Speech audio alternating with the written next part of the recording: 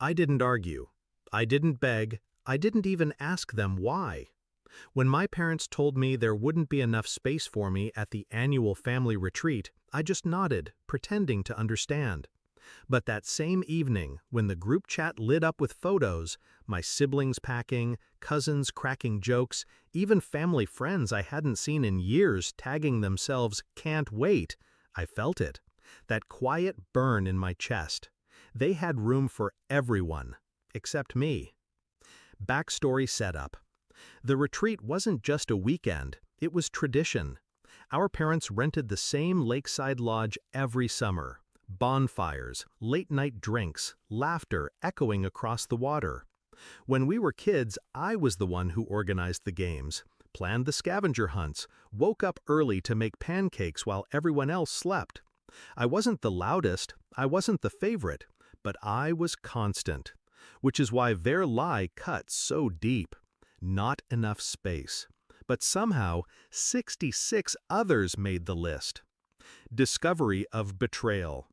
I didn't confront them. I watched. I studied.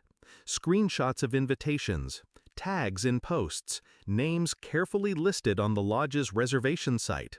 They hadn't even tried to hide it. I wasn't excluded by mistake. I was erased.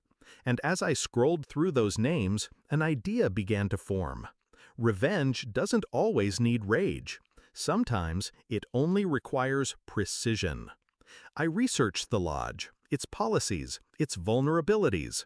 One detail stood out. They had a strict occupancy rule, fire code compliance. If management discovered more guests than registered, the entire group would be evicted immediately. No refunds, no exceptions. 66. That was nearly double the legal limit. They thought I wouldn't be there, but I was already moving in silence. 9 hours before their check-in, I called the lodge. Not as myself, no. I used a measured voice, polite but concerned. Claimed I was a neighbor.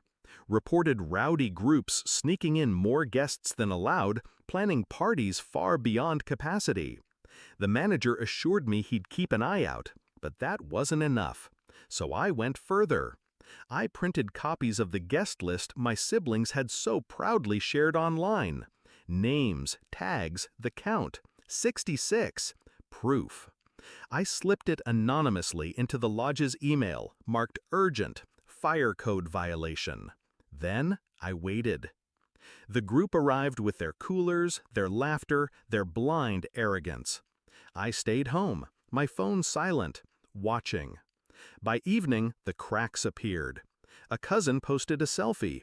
Packed house, hope it doesn't collapse.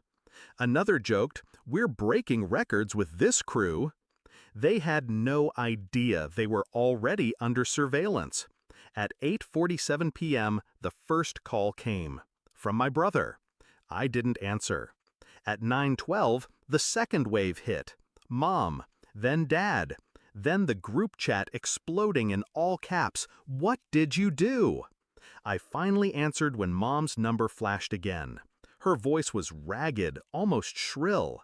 "They kicked us out. They threw everyone out. Do you understand? They said we lied on the paperwork, that we overbooked, that someone reported us."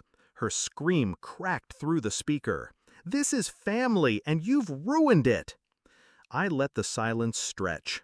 Then I said, slowly, "No, you ruined it when you decided there wasn't space for me." And I hung up. I imagine the scene often.